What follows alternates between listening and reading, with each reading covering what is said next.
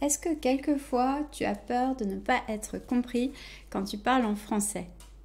Est-ce que tu connais l'importance de faire ou de ne pas faire la liaison entre les mots? Aujourd'hui, je te lance un défi de prononciation de 10 phrases qui va te permettre d'améliorer ta prononciation et de prendre conscience de l'importance des liaisons pour bien se faire comprendre en français. Tu relèves le défi? Est-ce que tu vas savoir respecter les liaisons?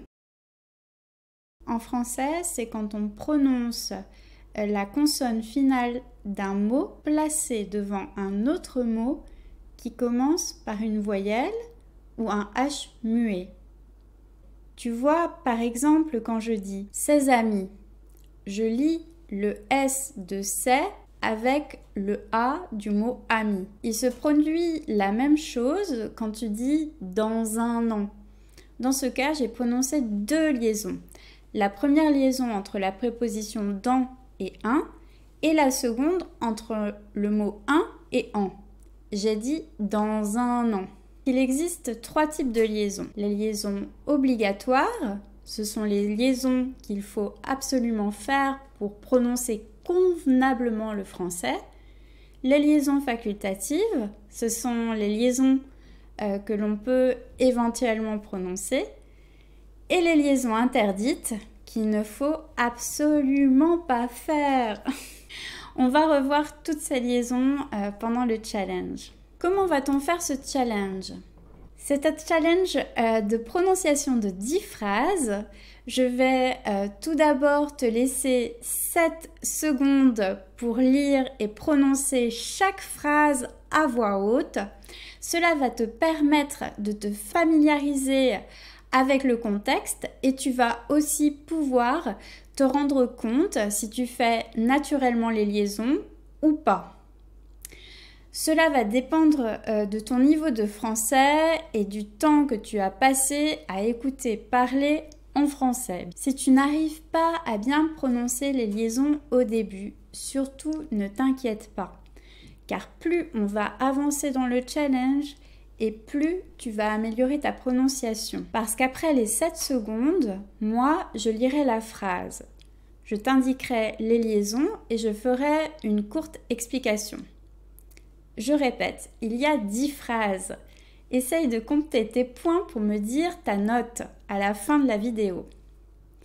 Ah, et j'ai oublié de te dire que j'ai écrit la leçon complète sur le blog avec les explications détaillées et beaucoup plus d'exemples qu'ici. On commence!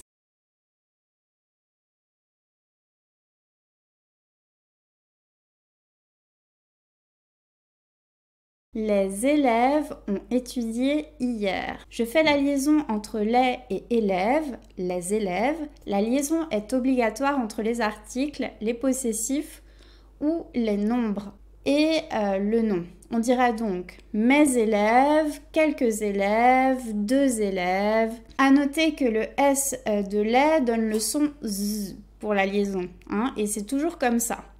On fait fréquemment la liaison après le on du verbe avoir et après le verbe être au présent. Mais c'est une liaison facultative.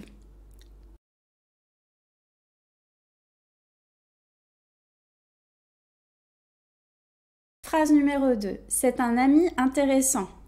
C'est un ami intéressant. Notez la liaison T entre c'est et un. C'est une liaison facultative, mais on la prononce souvent.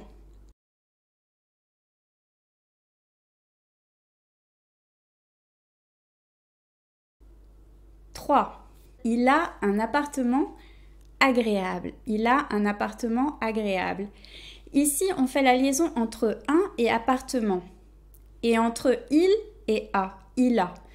Quand le sujet est un pronom, on ouvre il au pluriel et elle au pluriel et que le verbe commence par une voyelle, on fait toujours la liaison. Ça va? On continue?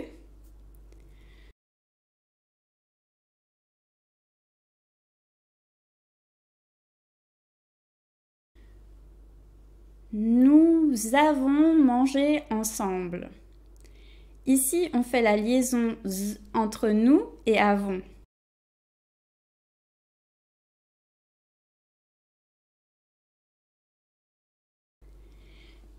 C'est vraiment incroyable. Pas de liaison ici. La liaison est interdite entre un adverbe et un adjectif. Sauf, attention, pour les adverbes courts comme très, bien et plus. C'est très ordinaire, c'est bien ordinaire, c'est plus ordinaire. Et pour certains adverbes qui terminent en P comme beaucoup ou trop. Dans ce dernier cas, elle est seulement facultative, la liaison.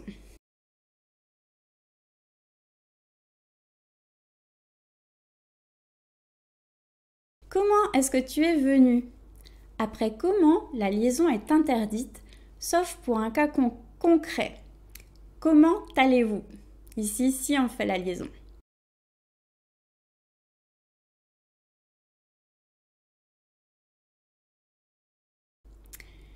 Elle est arrivée en avance. Ici, je fais la liaison après la préposition en. En avance. On fait aussi la liaison après les prépositions dans, chez, sans.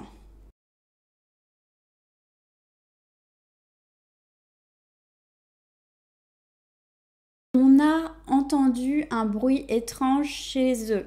Ici, la liaison entre on et a est obligatoire et entre la proposition chez et le pronom eux, chez eux. En revanche, on ne fait pas la liaison entre le nom bruit et l'adjectif étrange.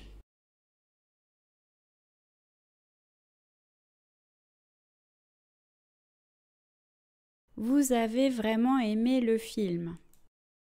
On fait la liaison entre vous et avez, d'accord? Pas de liaison après l'adverbe vraiment.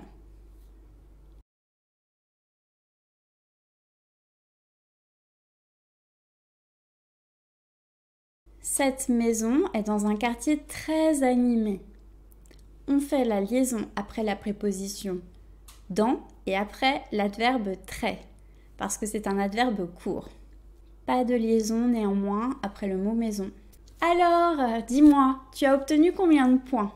Écris-moi dans les commentaires, je veux absolument le savoir. Et dis-moi aussi quelle est la phrase la plus difficile pour toi.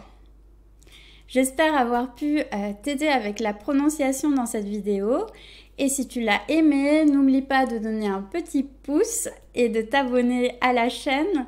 Tu sais que cela m'aide vraiment beaucoup.